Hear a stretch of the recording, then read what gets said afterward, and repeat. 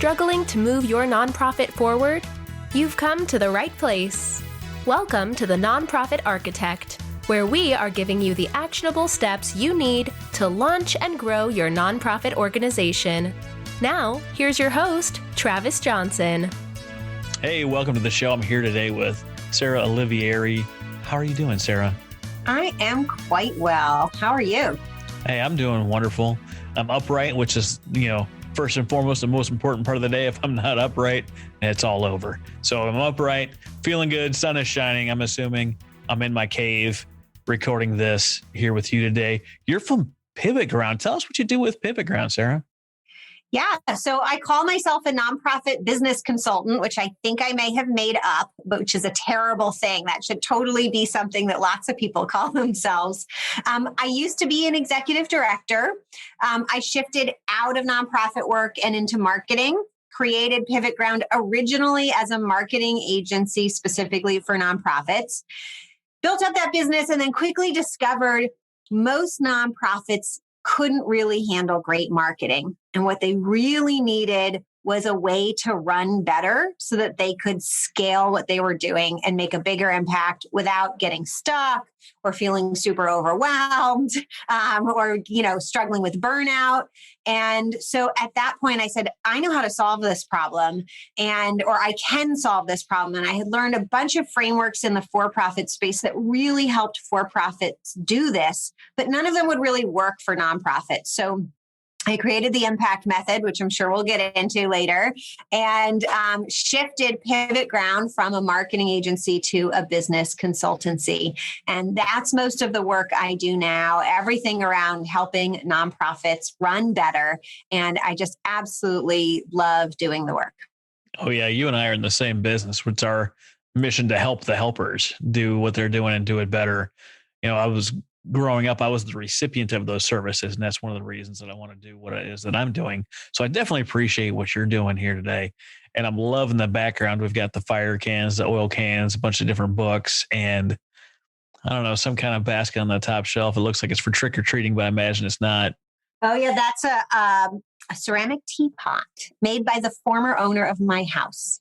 Yep, never would have got that. I never would have had that one figured out, but yeah, why don't you tell us a little bit about the impact method? It seems like a solid framework for people to build off of. We'll get into all the finer points, but what is it?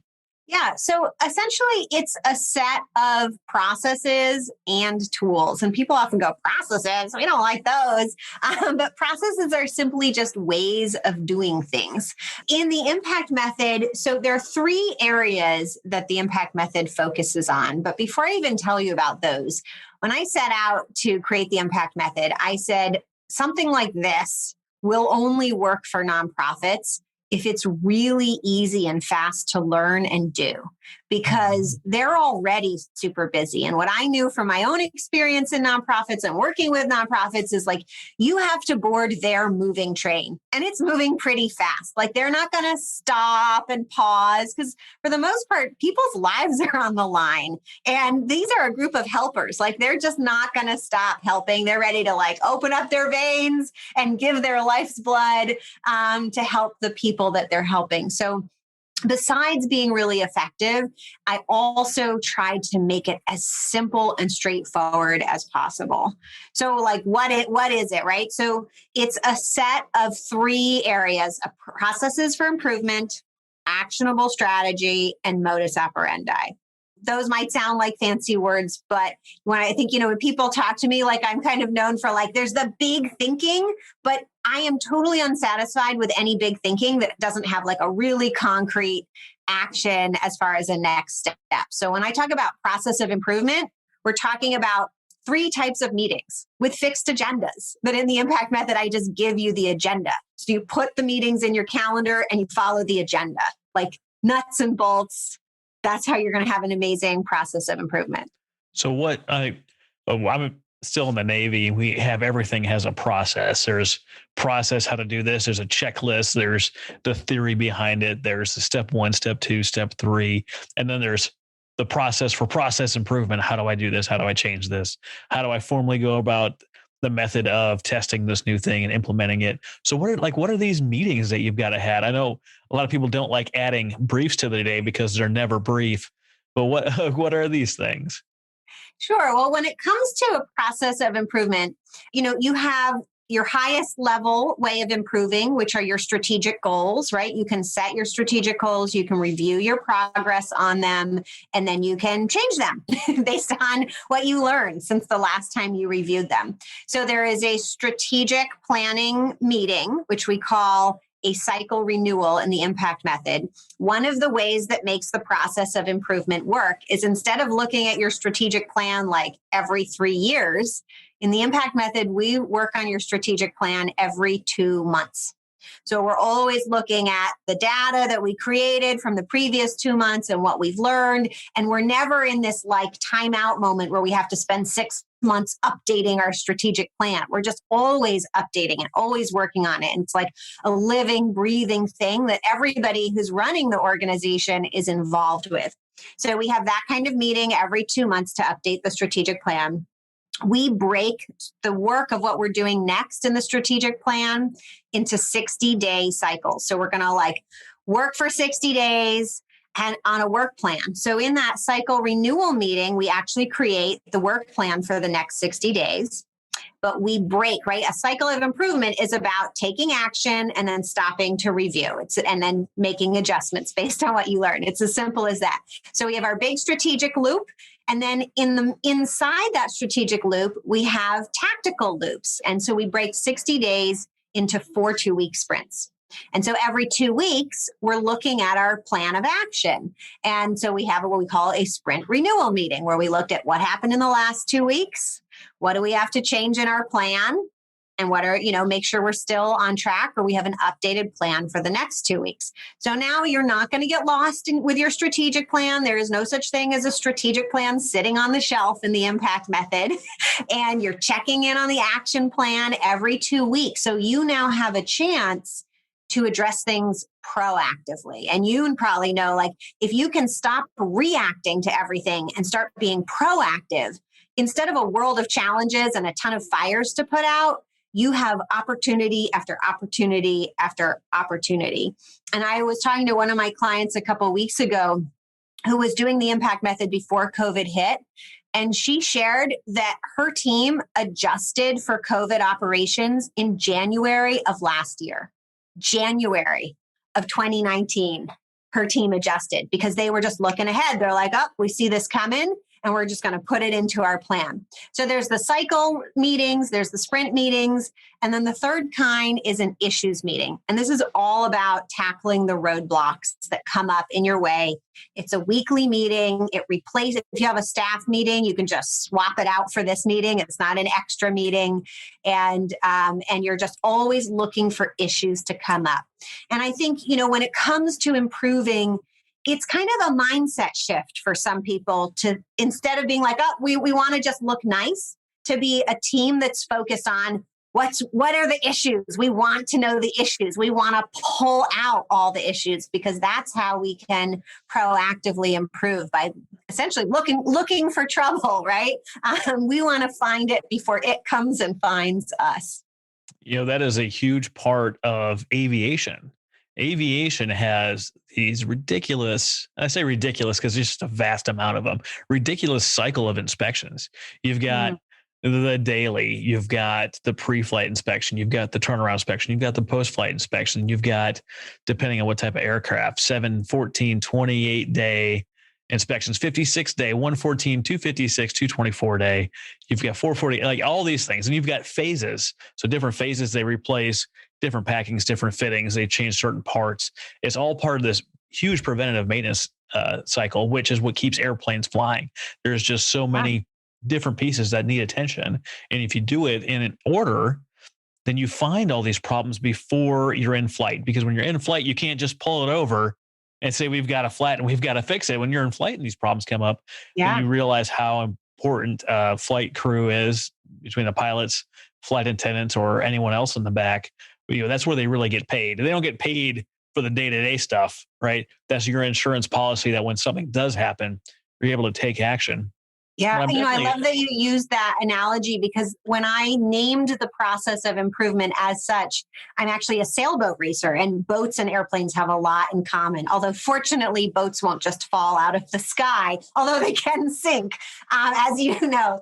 But I was reading a sailboat racing a racing book for people who race sailboats, and the author said the team that has the best process for improvement will be the team that wins every time. And that's all about, it's about practice. It's about making sure things don't go wrong, because there are so many, just like in an airplane, there are so many things that happen on a sailboat, and a lot of them are out of your control. So if you aren't ready for those things, if you aren't looking ahead for those things, what would have been a teeny problem can become a huge problem in the matter of seconds. And it can go from we used to say on the sailboat, it goes from total boredom to complete terror in just a matter of minutes if you're not careful.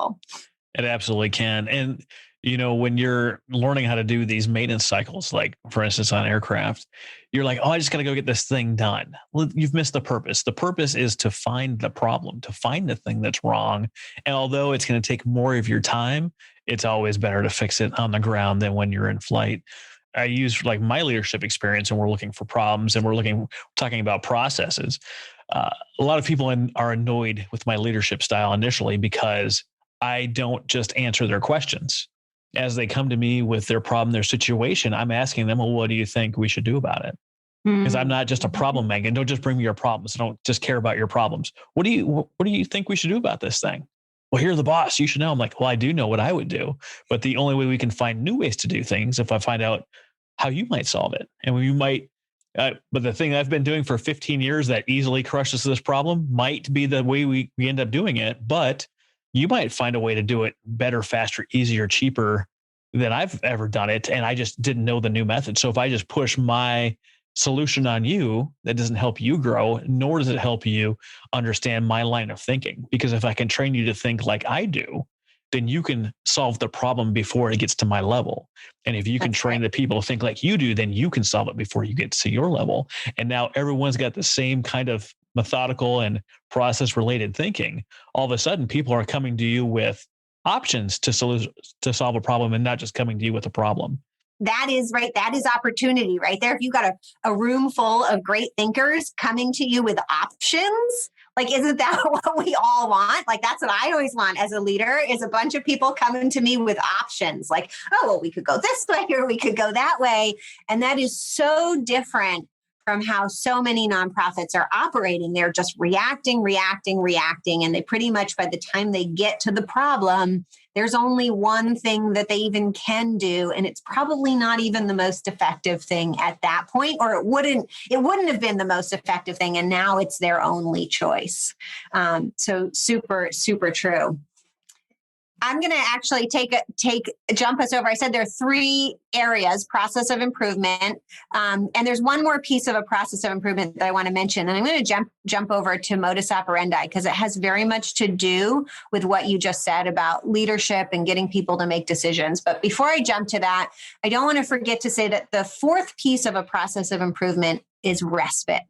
And it is so important to be well rested, and not just rested, but to let your brain have some rest time, because that's when our brains actually can become creative. And if we don't give our brains some downtime, then we don't have the ability to come up with those great new ideas. So I like to say respite. I don't call it rest. I call it respite. So it sounds different. And it's part of the work. And in the impact method, I teach nonprofits to take 4 weeks of respite throughout the year, in addition to personal vacation time. But 4 weeks where you're just kind of, maybe you close up shop completely.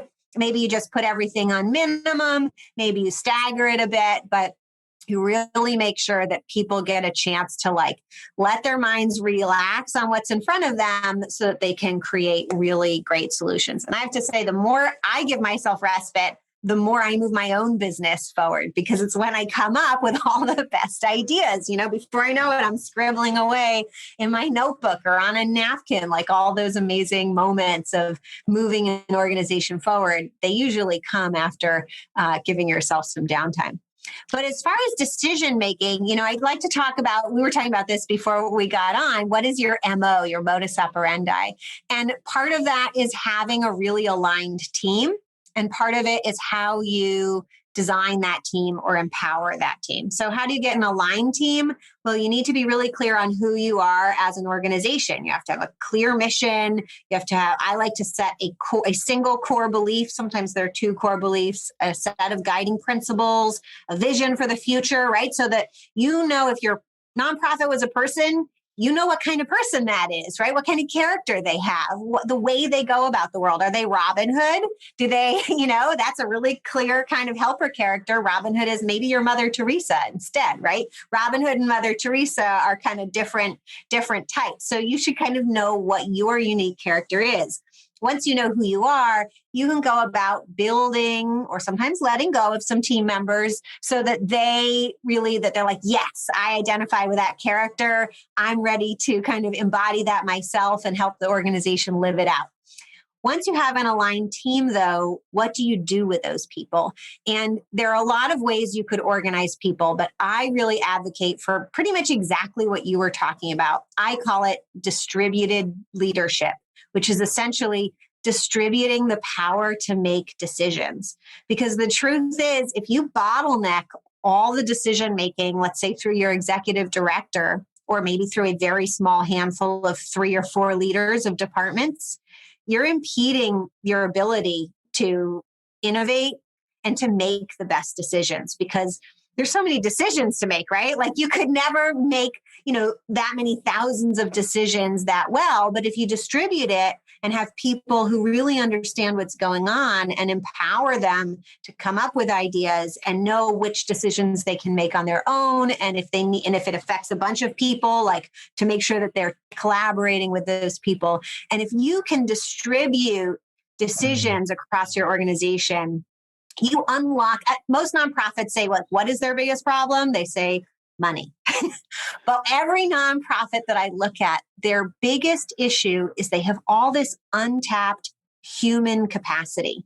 And it barely takes any money or no money at all to start untapping that. Like every person in your nonprofit, and nonprofits are full of people between board members and staff members and volunteers. There are plenty of people to go around.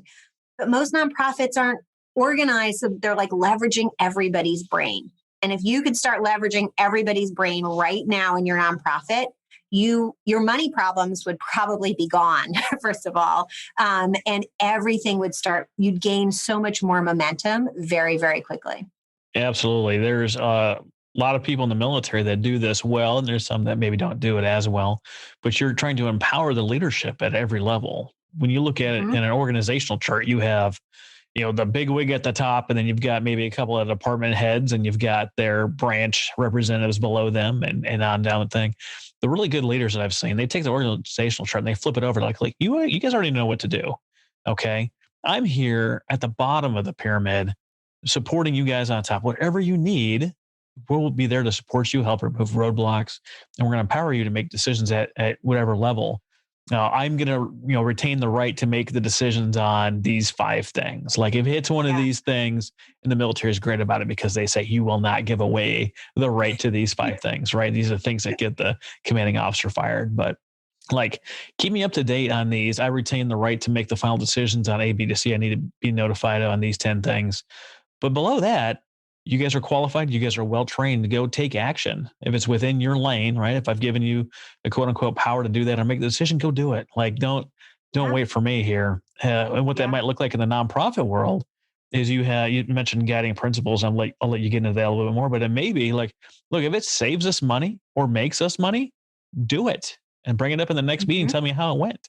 If you need a little stick and rudder, if you need a little guidance, I'll give it to you. But leadership, we make this thing so hard, right? The leader goes to his people like, have they been trained? Are they capable? Have I given them my direction? Do they know what I want? Have I told them? I mentioned this a lot, but Jim Mattis, his 3-step communication process. What do I know? Who needs to know? Have I told them? Have I given them my expectations? Have I set them? And then let them go do it. It's the 3 Ds of leadership: delegate, and disappear. do this, go do this, and I'm going to leave because I'm not going to sit here and watch you do it because that doesn't help anybody.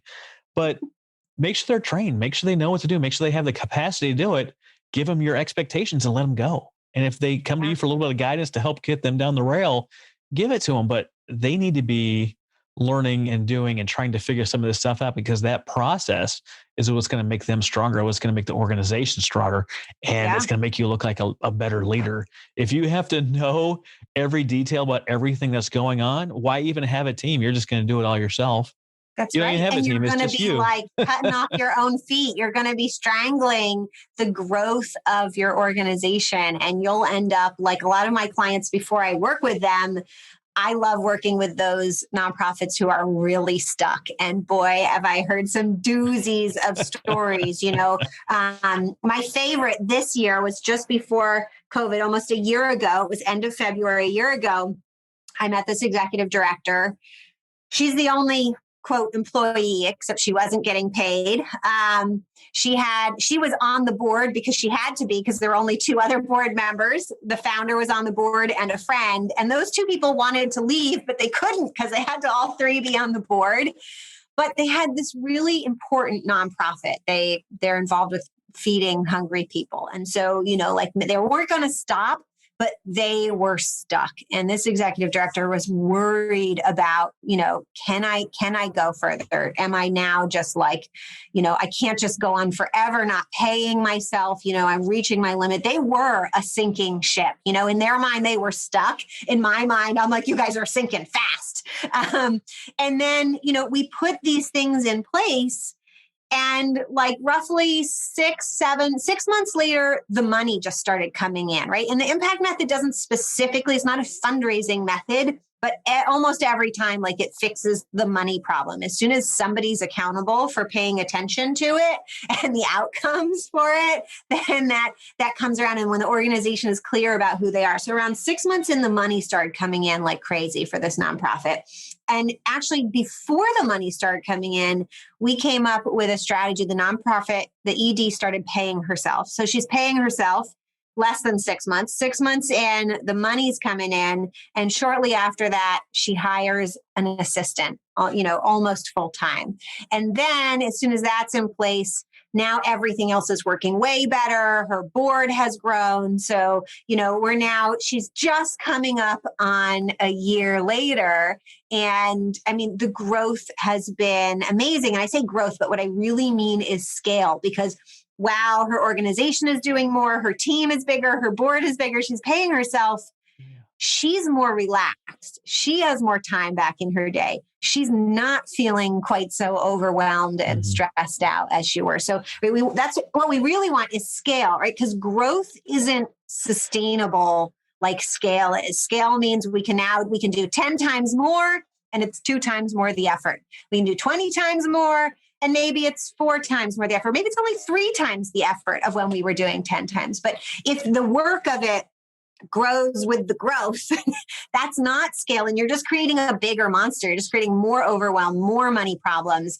And a lot of the nonprofits I meet, because they haven't addressed this like human capacity issue, if you were to say like, sure, I'll solve your money problems, I'll give you all this money, they would be in the same kind of trouble, but a bigger version of trouble within a very short amount of time, because they wouldn't know how to leverage it to scale their impact. What you said without saying it is something that I've known for a long time, and a lot of people have known for a long time, but not everyone's learned this yet. Money is never the problem. That's right. Money is a symptom of a problem. Money is never the problem. People are like, well, if I just made more money, like, look, if you can't get by on 90% of your income, then 120% of your income is not going to fix the problem. That's the same with nonprofits. If $10,000 a year is not enough, then $15,000 a year is not going to solve it. And they're like, well, what do you mean? It's $5,000 more dollars. I'm like, the problem was never the money. I've got tons of nonprofits bringing in tons of money, and they're stressed to the max, and they're wore out, and they're tired, and they don't know why. And I'm like, well, how much are you paying yourself? And they're like, well, I shouldn't get paid. No, that's something you've decided that you want to believe in, but that's not a true statement. And like, well, all these nonprofits around making all this kind of money. That's just not right. According to who? According to what? why should someone not be paid for the talents that they bring to the table? Why should this not work out this way? I'm like, the top Why should the nonprofits. staff have to be, on food stamps or have a second job just to Exactly. be able to afford to help somebody else? Any nonprofit who's putting their team in a position that they need to rely on another nonprofit or their own nonprofit, that's not really helping. And I am such a firm believer that actually the better your team is taken care of, the more people they can actually help. So it feels safe to say, oh, we're not going to spend money on these things. But it is not safe. One of the examples I love from one of my favorite authors, Margaret Wheatley, who's actually very well known for doing some great consulting with the military. And she's a big systems thinker. And she talks about what we can learn from science and apply it to organizations. And she talks about in thermodynamics, we have this, I think it's thermodynamics, this concept of entropy, right? Mm-hmm. So something that is just, right? So that's just giving off energy is actually shrinking, right? And that's what a lot of nonprofits are doing. They think they're being safe and being still, but they're still giving off energy. So they're actually shrinking or sinking, as I like to think of it, because I like the boat analogy. And so they don't realize that they're actually doing something that's dangerous. They're putting their missions and the people they serve at risk by being so afraid to spend money or try something different or innovate. And it's not just because of them, right? We have this cultural thing going on that tells nonprofits like, it should feel hard, right? It's better if it feels hard. You should be sacrificing yourself, right? But that's not true. You got to put your own mask on first. That's not true at all. So Dan Pallotta talks about this in his TED Talk, where he talks about money in nonprofits. And he mentions that it was like this Puritan thing that when we came over, yes, you could earn money in business, but earning money was quote unquote evil. So in order to pay penance, you would do nonprofit work and you should be suffering while you do it. This is a made up thing. We just decided it was a thing one day and we've been going with it. I hate just going with it. The people that like know me in my inner circle, they love me, right? But I'm challenging, because when they talk about something and something's going on in their world, I challenge that assumption, that talk, that like, why should this be painful? Why should you not be making money? Well, if I'm making money, I'm taking away from services, right? Yes, but you're not, because if you're not sustainable, if what you're doing is not sustainable, AKA you're getting paid enough to do it, then you're going to not be providing services, a year from now, 2 years from now, 3, how long before you burn out? Like, burnout, that's for, pansies.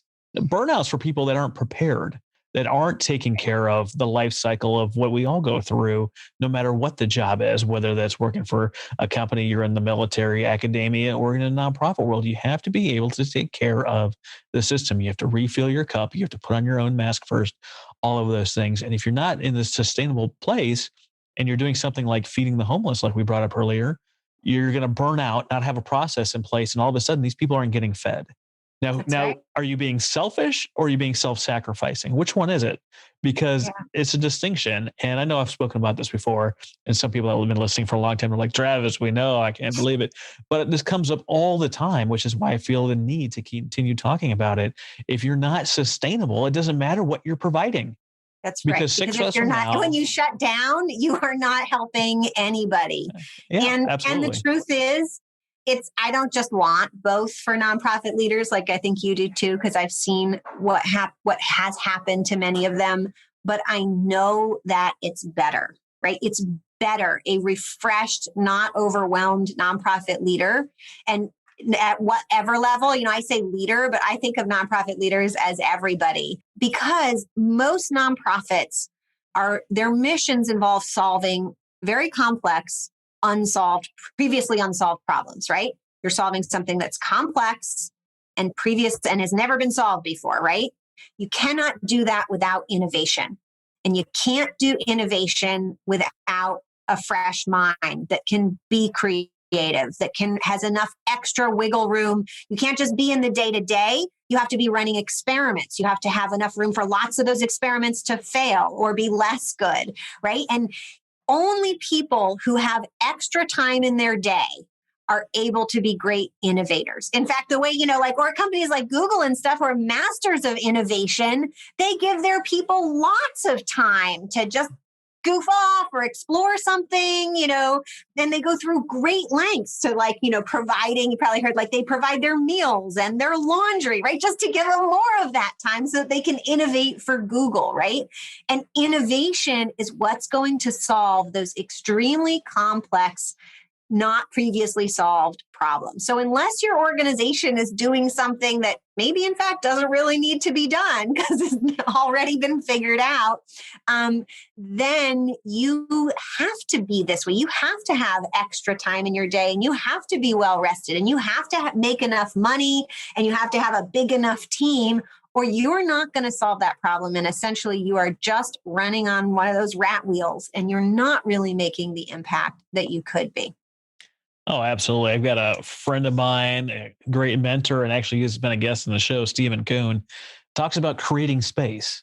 When you go into a meeting where you're in this group of people and you're there providing value without expectation, you allow people to step into their greatness.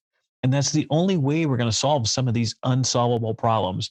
And I say unsolvable, just currently not yet solved, right? Not yet solved. They're not unsolvable, right? There's things out there, and you come across things like Upstream by Dan Heath, where he talks about the organization that I think is Community Partnership.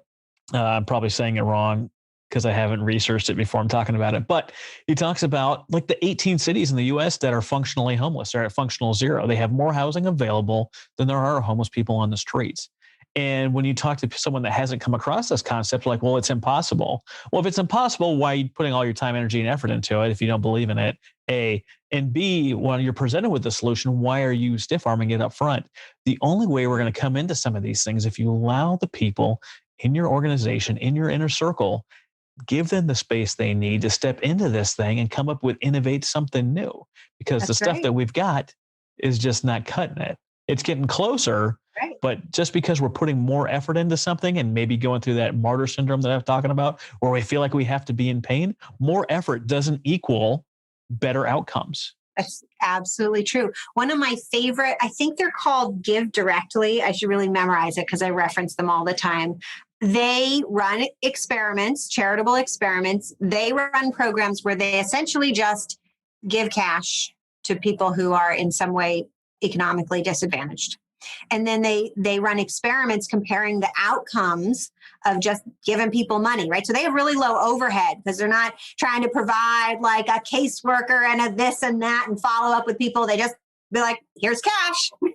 And what they have found, you can go to their website and look at their research studies where they compare other programs that are trying to get the same outcomes for the same people. And not every time, but many times, their programs are more effective and they're also cheaper. But a lot of people are like, we're just going to give poor people money and we're not going to like make them jump through all these hoops to get it.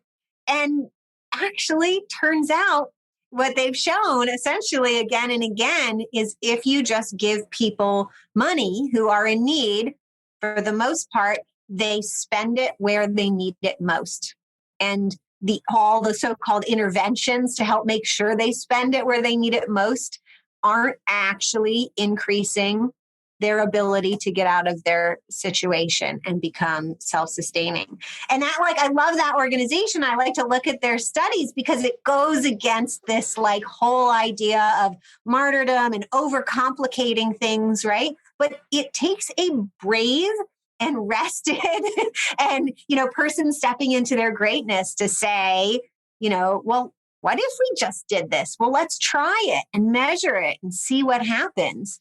But that goes against what we're told, what the nonprofit community is told again and again. Yeah, you have to challenge those assumptions. That book by Dan Heath, the organization is Community Solutions. And I think their program is called Built for Zero, where they're talking about this stuff.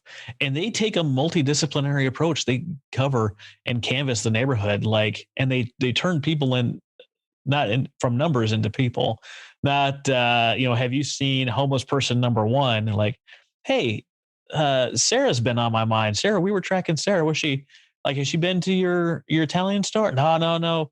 I haven't seen her in a couple of weeks. Oh, actually, we got her into housing over here. Cool. And now Sarah is taken care of, and Sarah Mhm. is on this list, not, the 15,000 homeless people we have. Where's Dan? Where's Sarah? Where's Travis? Who's seeing them Yeah. last? Are they okay? What are they doing? And when Yeah. you get this multidisciplinary study approach and you turn numbers into people, all of a sudden you start actually taking care of the problem, and you're taking care of it upstream instead of where it is just at the end of the whip. And the end of the whip feels better because you're actually doing things. I actually helped 6 people this month, Right. right? But that doesn't solve the core problem. Again, the money is not the problem. The money is a symptom. Them being hungry and homeless is not the problem. It's a symptom of the problem. So they're finding Yeah. things like a city covering rent for 2 months is a much lower strain on the whole system to cover, I don't know, $2,400 a month or $2,400 in Yeah. rent for 2 months to keep a family in their home, instead of kicking them out and expecting, this family of 4 has to be supported by all these other programs. So it's cheaper, Yeah. it's more efficient, and it keeps their numbers low, which is wonderful. Yeah, I've worked with a lot of organizations who deal with mental health, substance abuse, and homelessness. And it's a complex problem, partly because of all the regulations and loopholes and weird things that happen because policymakers, not people on the ground, are setting the constraints for who gets money. But usually, it's like this not very complex, but interwoven problem of you can't get sober easily if you're homeless, right? How are you supposed to get sober if you're homeless? And in fact, how are you supposed to be homeless and survive the pain of walking around all day and being out in the cold if you're not somehow taking some sort of pain relief? Like, it is really hard to even remain a sober person if you're homeless. So sobriety and substance use homelessness and substance use are so closely intertwined. And then how can you get a job if you're homeless, right? If you smell, if your clothes are dirty, you're not going to pass that job interview, right? So much actually comes down with all these things to a housing problem. Someone who has a secure, safe place to live can get sober, can get a job, right? So there's a lot, but yet there is a lot of money for housing, right? Subsidized housing. But for most of that money, you can't get it if you're not sober. Wow. Right? Yeah. So there's where the problem gets complex. Or I know here in New York State, we had this issue come up. You could get money to get people in a program to become sober, whatever kind of sober definition is. And you could get money for a sober homeless person to get housing, but you couldn't go from the rehab right into the housing. On paper, at least, you had to make the person homeless for at least 10 days before they would qualify to getting into housing. This stuff is real. I am not making it up. And that is why this problem is so hard to solve. I know we just got you sober. Come back to me in 10 days after we've made you homeless again. Hopefully not in the bottle, but then if you're still sober, if you pass our test, then we're going to give you housing. Yeah. What were they thinking? And the thing is, they aren't thinking when these things come down from really high level policymakers who really don't see what's going on the ground, then we don't get good solutions. And I'm going to bring that back to the leadership thing and the impact method, because one of the mind-blowing things, I'll just say, the impact method is different for a lot of organizations, because all that stuff about boards being told you're in charge of strategic direction, I say no. The people in the nonprofit who are doing the work day to day need to be the ones who are determining strategic direction, because they're the ones who understand the true nature of the problems. And they're the ones who have, I'll call it the food or the nourishment to generate better ideas about how to solve it. A volunteer board member who's showing up and learning what's kind of going on once a month is just not going to have that kind of understanding that the hands-on people. So I really advocate boards should play a governance role of checking, double checking, right? Does this make sense? Can you explain it to us? Does it make sense? Yes? Awesome. No? Go fix that. Right? And you still haven't fixed it. You still haven't fixed it. Then be like, hey, what's going on here? Right? If there's no good explanation.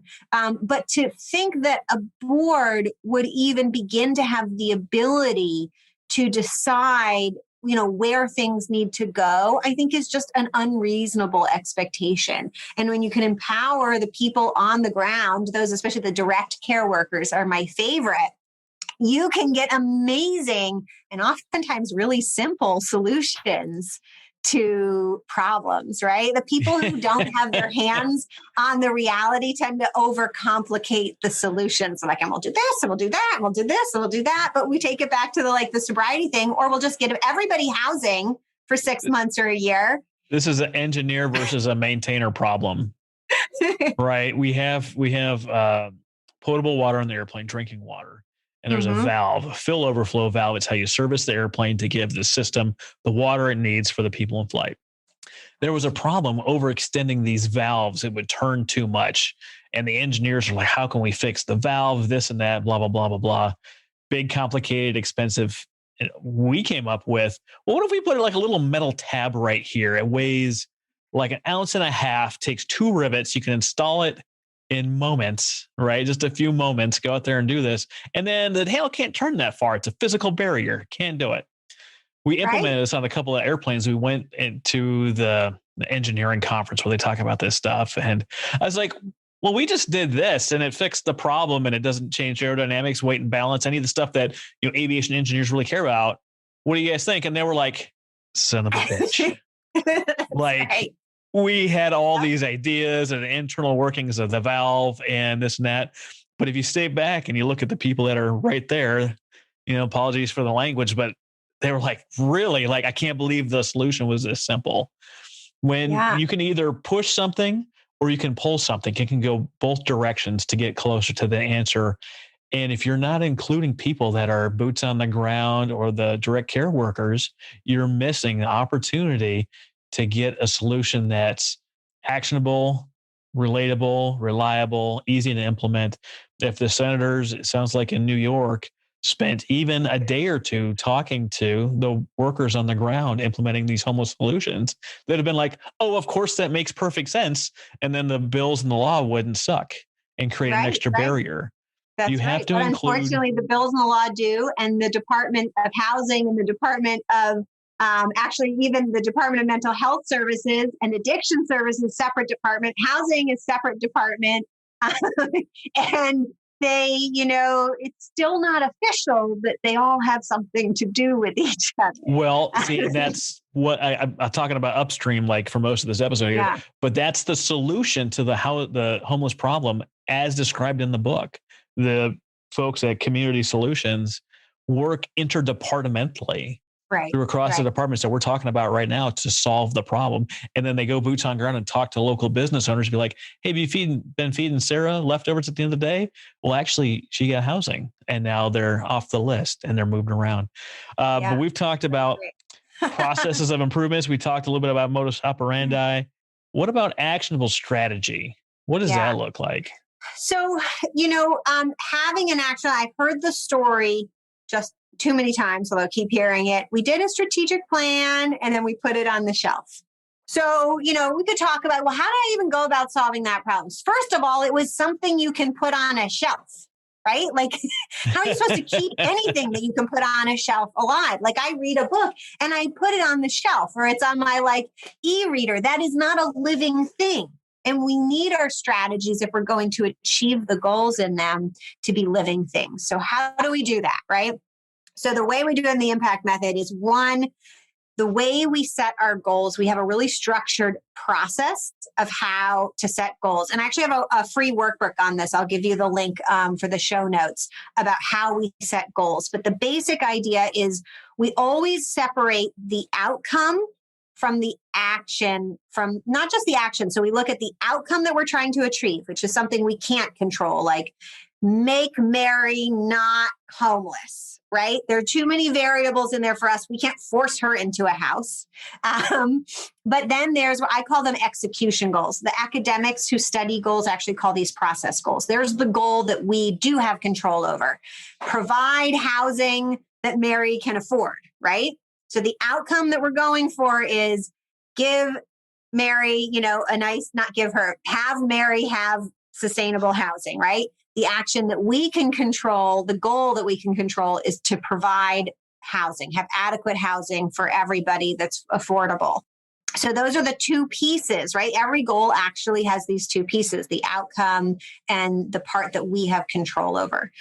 Once you know the part you have control over and you've separated the mystery out, then you can create a set of projects that you can do to try to achieve the result that you basically have control over. So if the goal is to provide, X number of affordable housing units in this city, we could buy X number of buildings. We could, apply for X number of grants. There's, a number of things you could do. You could research what Mary wants in a house, right? It's not just have the housing available. It's got to be housing Mary wants to live in.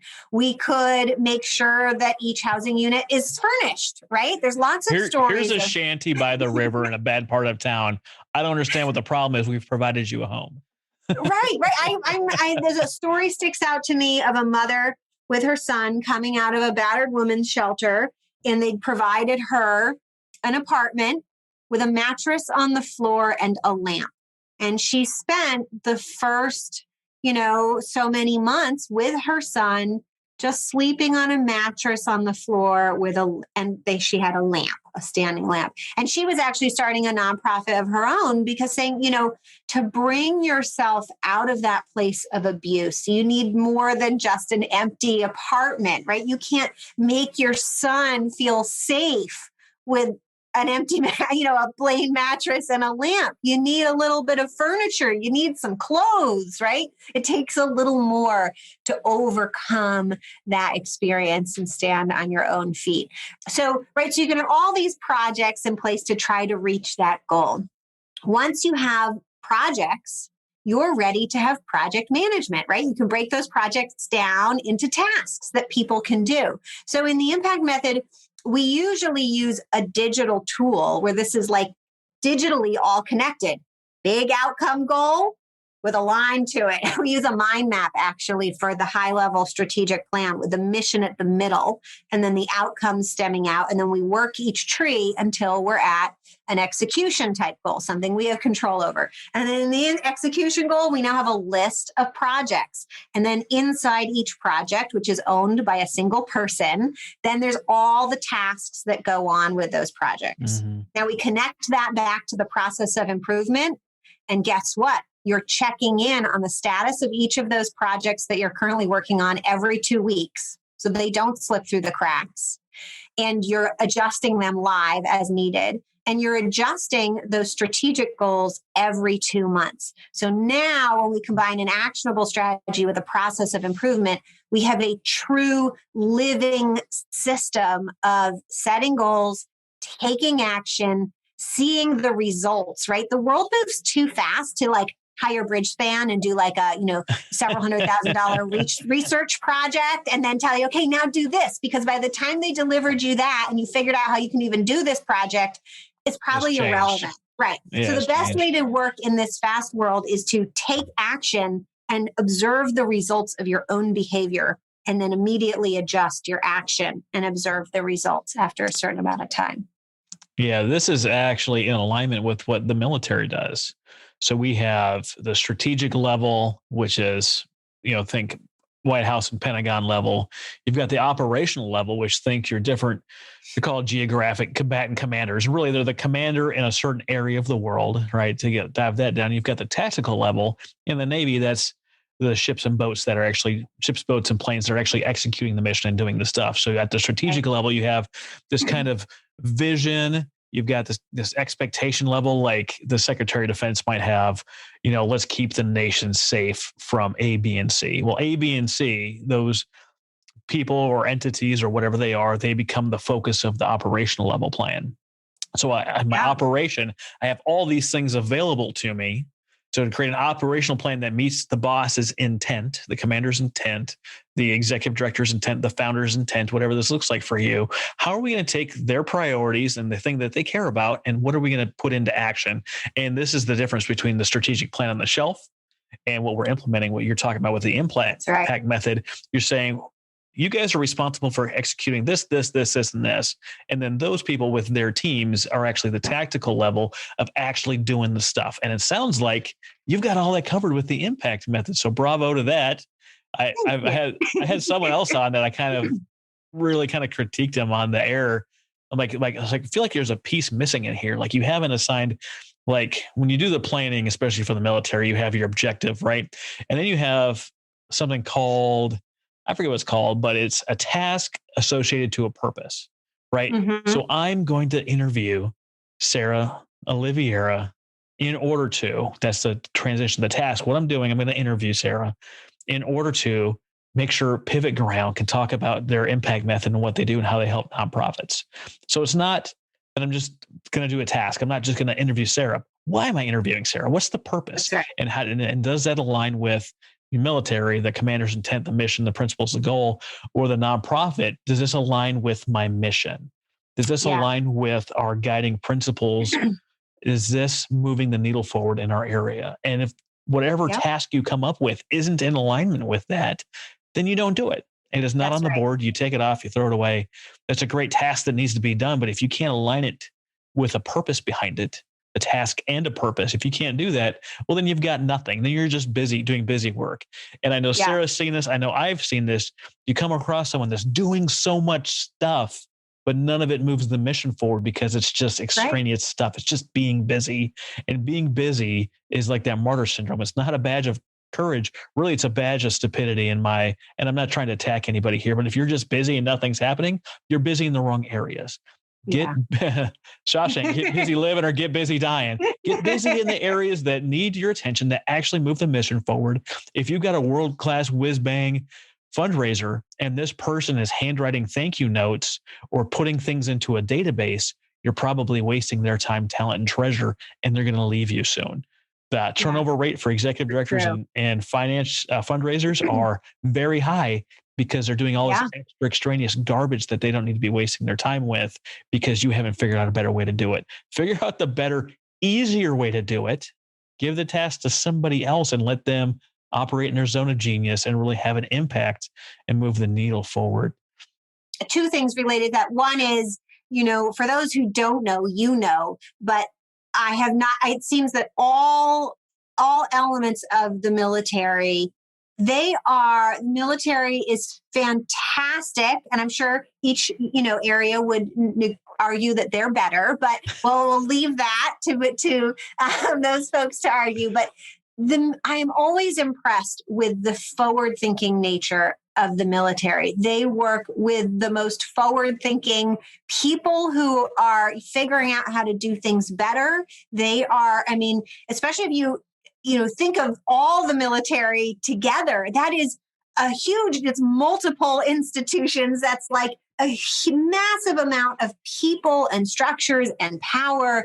And they are doing everything they can to be nimble and effective, right? And just like in nonprofits, the cost of not being effective is very high. Very, very high. And fortunately, they do this work and you have learned and this didn't happen overnight. The military works so hard at being better and better and better at these things and adapting as, technology changes and ability changes. So, and I know some of my inspiration for creating the impact method came from professionals who spent a lot of time working with the military on how to do things better. So it comes as no surprise. And it's really such an honor to hear that you're hearing those things. For me, the challenge was not coming up with these kind of great ideas because they're frankly not that original. What I did was I put it in nonprofit language and I simplified it to a point that was actionable for a nonprofit that was already overwhelmed. because some systems, are good, but you have to have enough capacity to implement them. And most nonprofits, they don't even have the capacity to implement change because they're so overwhelmed. And so I knew I had to really make it actionable. And, to go back to, why do people, they end up with all this extra stuff on their plates? And my favorite thing as a kind of coach to do is like, just stop doing that and just stop doing that. Best way to get time back on your plate, even better than delegating, even better than automating, is just stop doing it completely. Just not doing it anymore.